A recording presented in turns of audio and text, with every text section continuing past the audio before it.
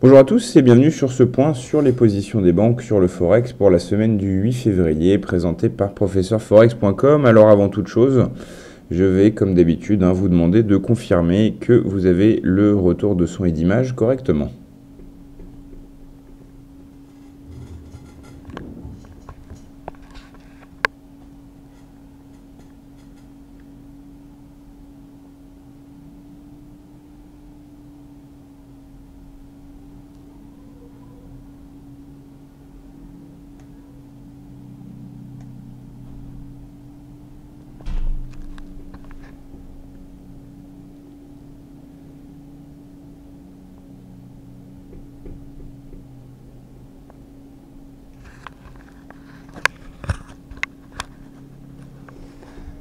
Très bien, alors je reçois les premiers commentaires qui me confirment que le son et l'image sont OK. On va donc pouvoir démarrer. Comme d'habitude, je rappelle donc de quoi on parle plus précisément dans ce webinaire qui est donc un rendez-vous hebdomadaire, mais on a des nouveaux participants très certainement toutes les semaines.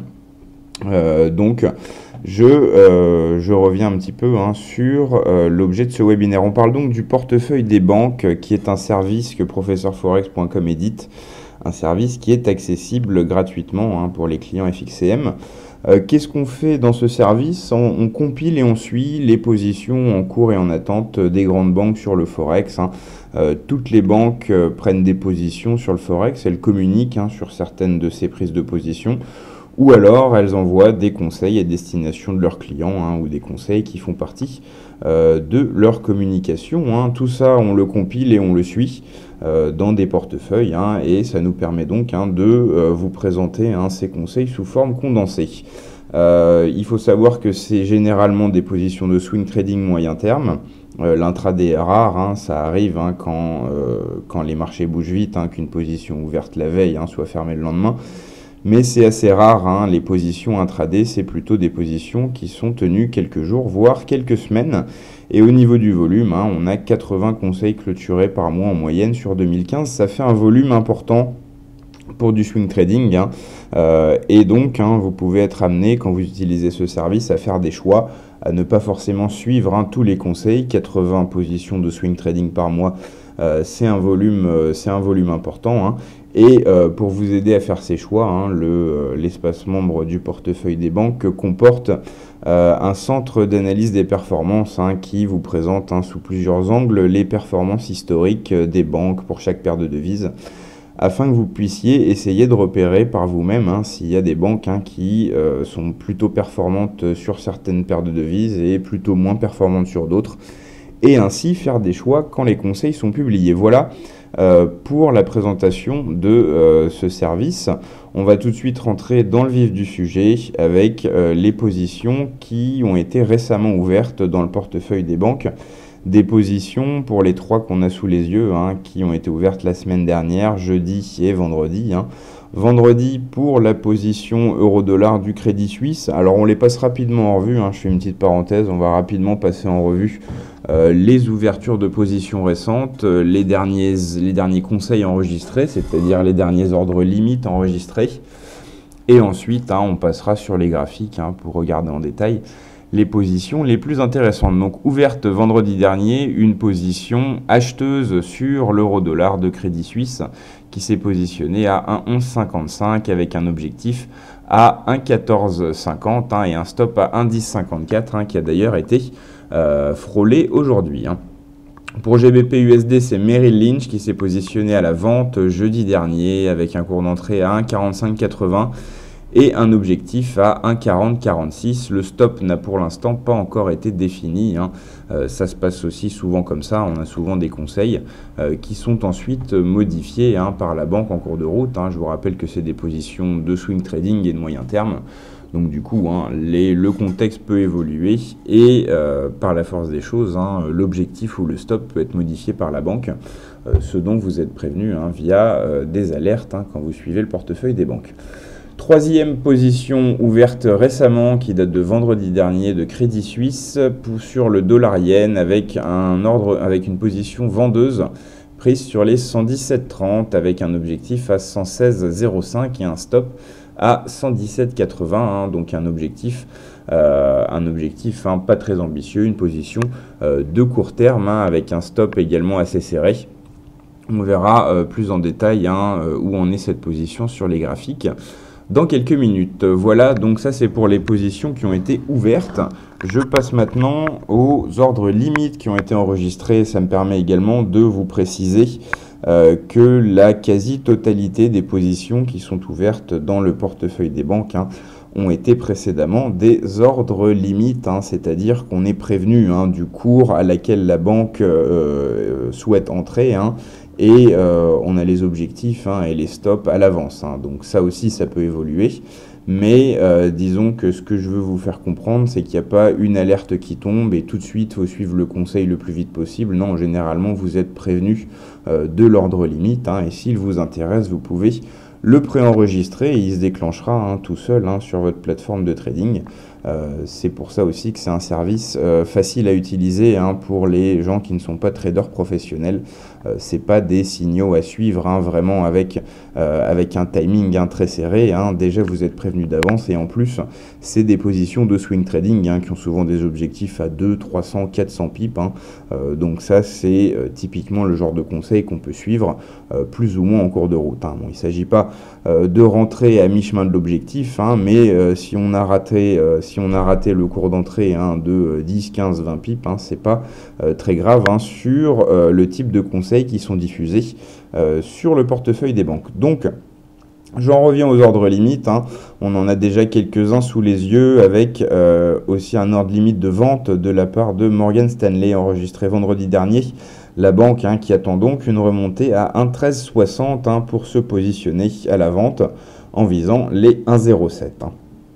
Pour Merrill Lynch, on a eu la semaine dernière un ordre limite de vente enregistré sur le dollar yen. Cette fois, la banque attend une hausse pour pouvoir se positionner à la vente à 120,88 avec un objectif à 115,55. Pour GBP USD, on a Crédit Suisse qui a placé aujourd'hui un ordre limite de vente. Daté d'aujourd'hui également de la part de Crédit Suisse, un ordre limite d'achat sur USD-CAD et un ordre limite de vente sur AUD-USD enregistré en fin de semaine dernière. On va regarder les derniers ordres limites que j'ai sous le coude et ensuite on passera sur les graphiques pour pouvoir les pointer et voir essayer de voir un petit peu quelle est la réflexion des banques derrière ces conseils. Donc on a également du dollar néo-zélandais contre le dollar américain.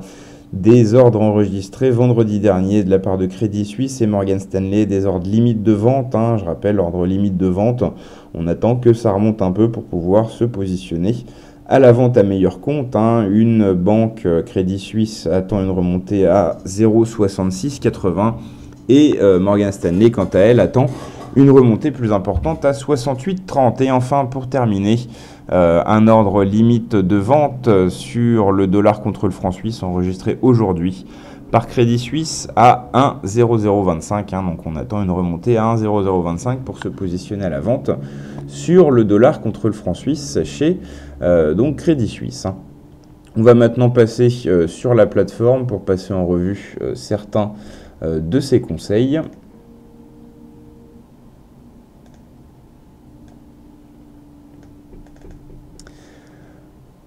Voilà, alors on a sous les yeux un graphique horaire de l'euro-dollar. On va commencer par parler des positions ouvertes récemment.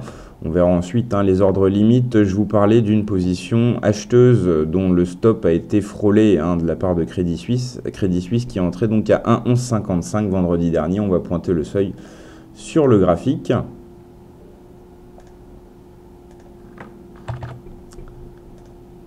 Voilà. En effaçant les autres lignes.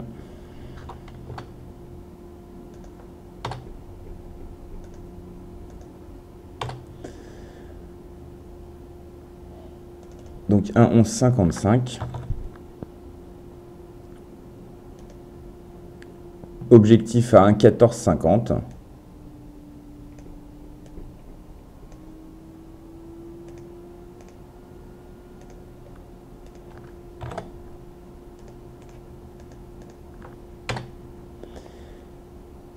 Et stop à indice 54. Donc comme on va le voir, hein, c'est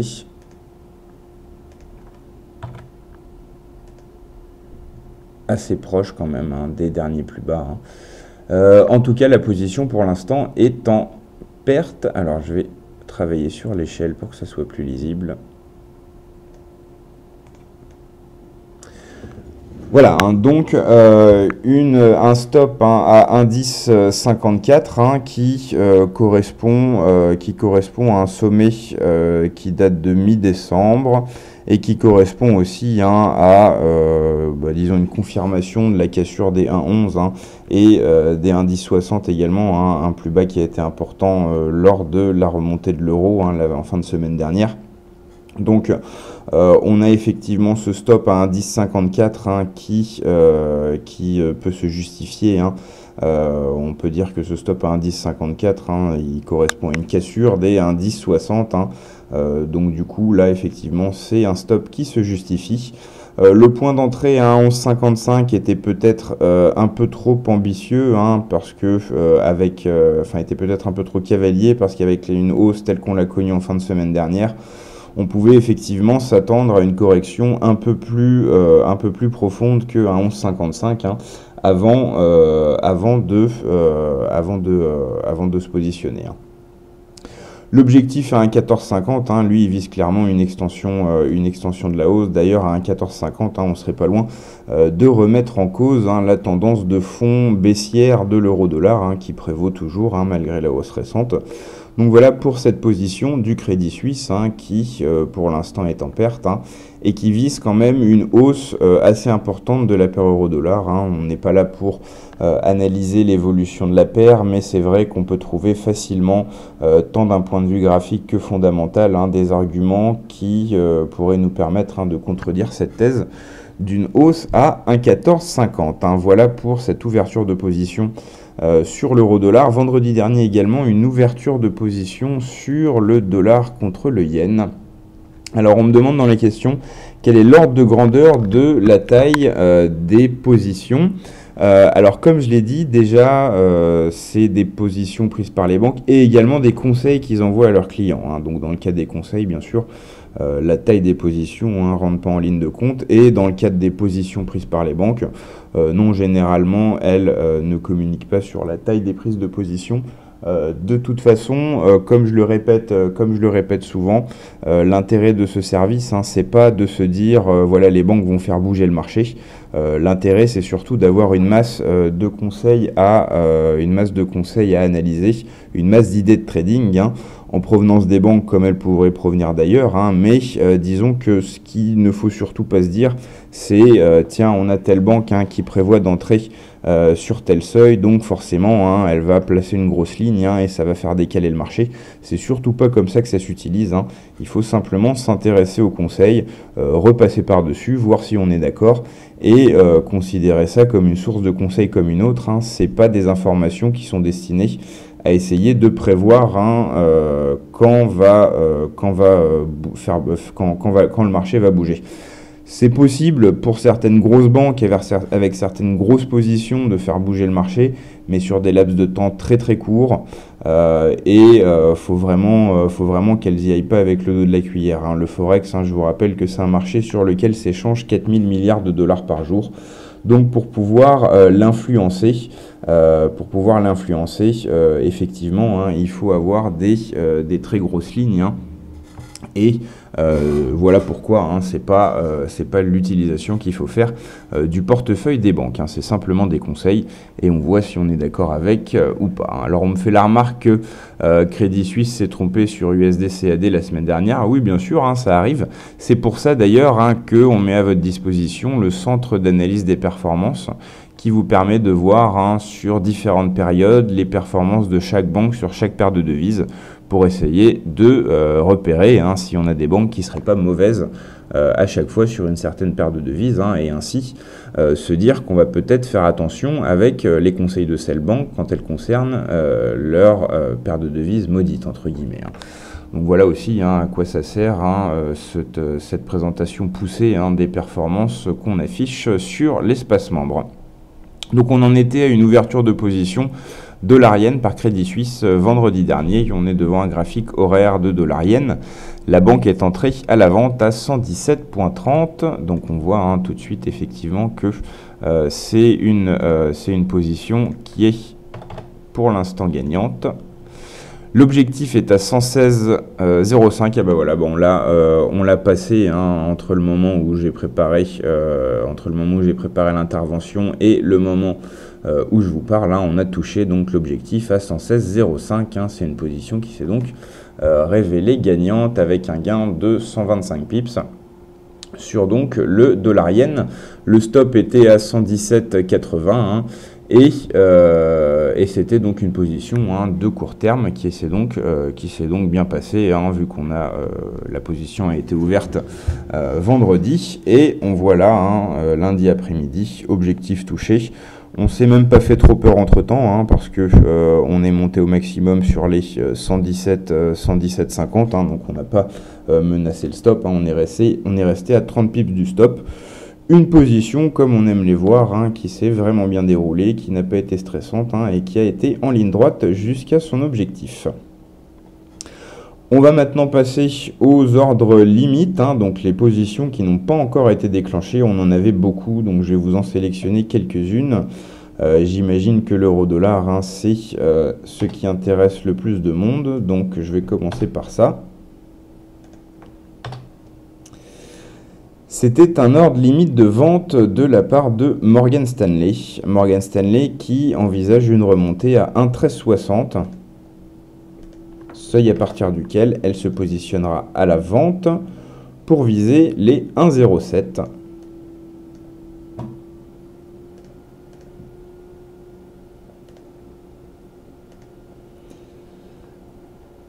Et elle a choisi de positionner un stop à 1,15.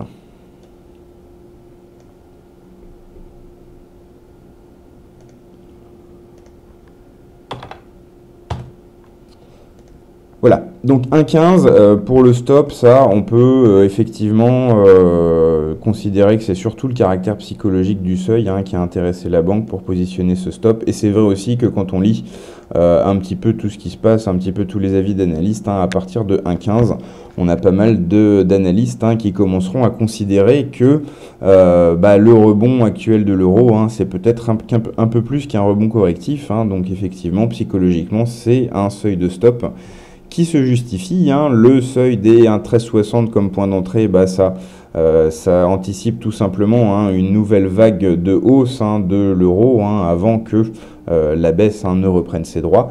Mais au final, Morgan Stanley considère donc que on va reprendre la baisse en direction des 1,07. Alors on voit qu'on a la zone des 1,08 qui s'est révélée être un support important. On a eu beaucoup de mal lors des tests ces dernières semaines. Donc pourquoi viser 1,07 alors qu'on part des 1,1360, alors qu'en visant 1,08 on aurait certainement des probabilités beaucoup plus importantes que le seuil soit touché sans encombre. Donc là il y a peut-être l'objectif qui est un petit peu discutable. On voit bien qu'il y a le support des 1,08, et étant donné qu'on se positionne assez haut sur les 1,1360, peut-être que 1,08 ça aurait été un objectif suffisant. Donc peut-être que effectivement l'objectif est critiquable, le stop est lui logique, et le point d'entrée c'est une stratégie qui se base sur une dernière vague de hausse. Et puis si de toute façon cette vague de hausse n'intervient pas, la banque ne sera pas rentrée en position, et le conseil ne se sera tout simplement pas déclenché. Donc voilà pour ce conseil de Morgan Stanley sur l'euro-dollar. J'en profite pour dire de tête, parce qu'on a analysé récemment les performances dans différents webinaires, on a annoncé que Morgan Stanley avait été la banque la plus performante sur l'ensemble de l'année 2015 sur l'ensemble des paires de devises.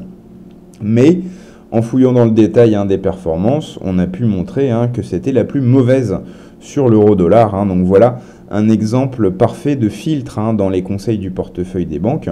On sait que Morgan Stanley, c'est la banque la plus performante en 2015, mais on sait aussi qu'en 2015, ça a été la banque la moins performante sur l'euro-dollar.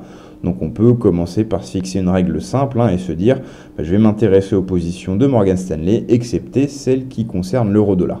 En l'occurrence, là c'est une qui concerne effectivement l'euro-dollar de Morgan Stanley que je viens de vous présenter. Donc si je me base sur les performances historiques de la banque, prudence.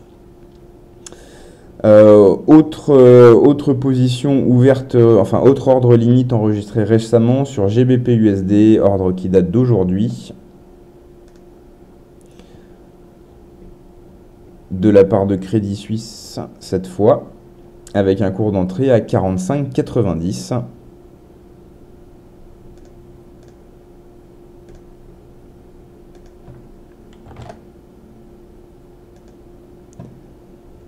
Un objectif à 41,50.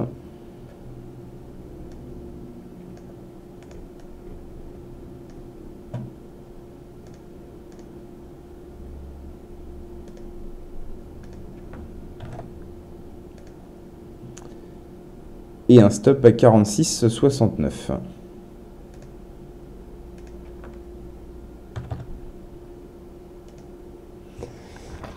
Alors là, le stop se justifie facilement. Les derniers sommets, le point d'entrée sur les 1,4590, ça se base sur un mouvement de tendance.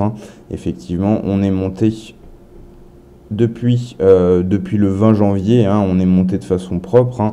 Là, on voit qu'on a une correction aujourd'hui, et on pourrait effectivement imaginer une remontée vers les 1,46 avant qu'on puisse confirmer le retournement et repartir à la baisse. Bon, 1,4590, c'est peut-être un peu haut, étant donné qu'on est déjà sous les 1,44.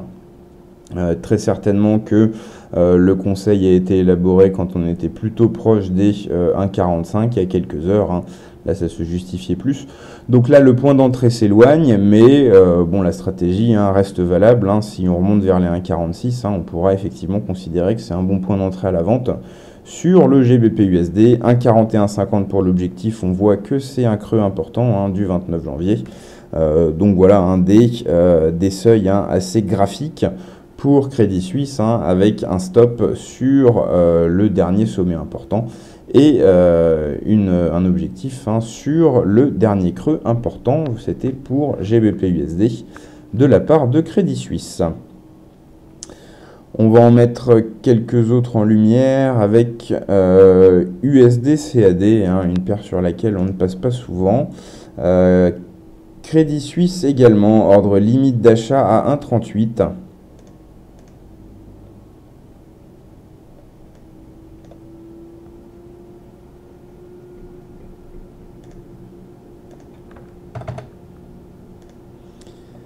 Objectif 1,41.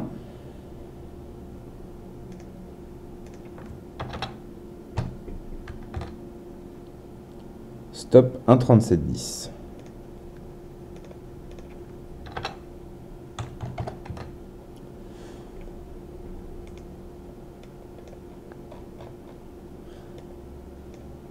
Alors un conseil de court terme, un conseil de court terme qui se base sur une stratégie d'arrêt de fin de correction sur USD CAD. Alors là, on s'en rend pas bien compte parce qu'on est en données horaires, mais on a eu une très longue et très belle phase de hausse sur USD CAD. Et là, on est actuellement dans une phase de correction.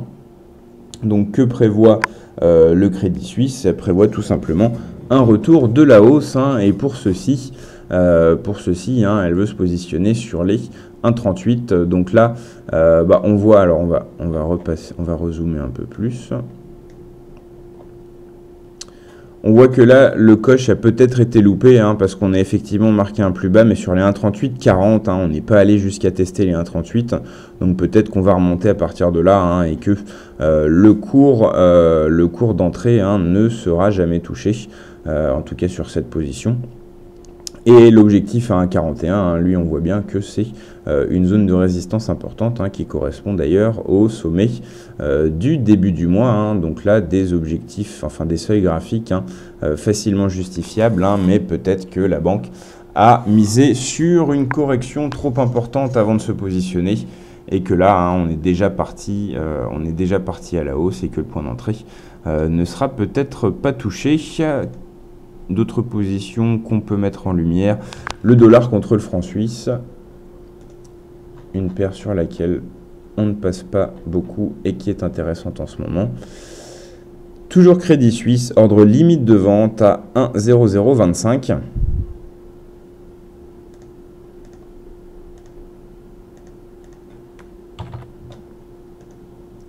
Objectif 0,9805.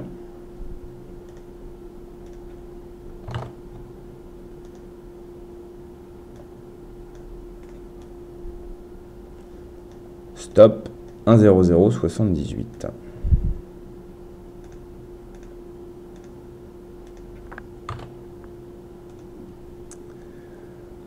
Voilà, alors la justification graphique du stop, on voit effectivement qu'on a, la justification graphique n'est pas forcément claire, mais on a effectivement plusieurs points de contact sur ces 1,0078 ou à peu près. Je rappelle que c'est un ordre limite de vente, hein, donc on se positionne à la vente sur les 1,0025. Donc le stop, on le voit qui se justifie graphiquement. Le point d'entrée, pas vraiment, et on regarde le stop, la limite, c'est les derniers plus bas qui datent du milieu du mois de décembre. Donc l'objectif est assez logique. Stop graphique et point d'entrée.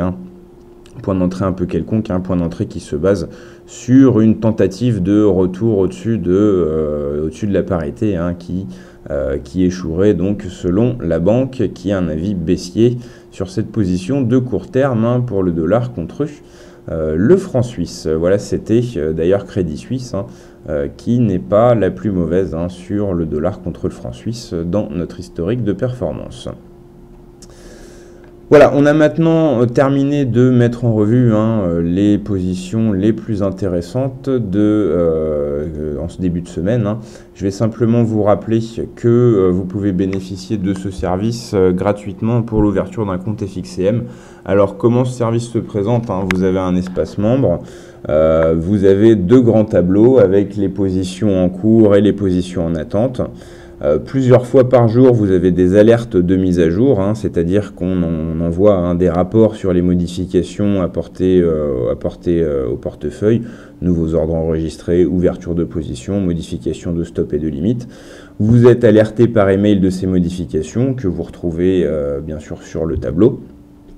Et vous avez donc également le centre d'analyse des performances qui vous permet d'étudier vraiment en détail les performances de toutes les banques par paire de devises.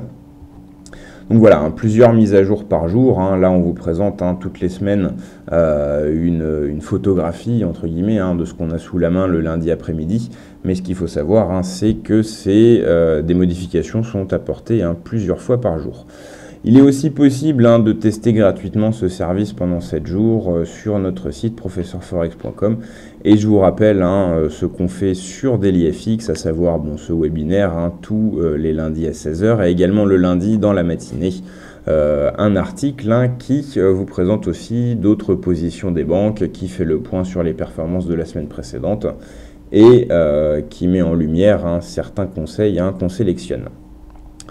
Voilà, on a donc maintenant terminé. Je vais vous souhaiter à tous une très bonne fin d'après-midi et je vous donne donc rendez-vous à la semaine prochaine pour refaire le point sur les positions des banques. Bon après-midi à tous, au revoir.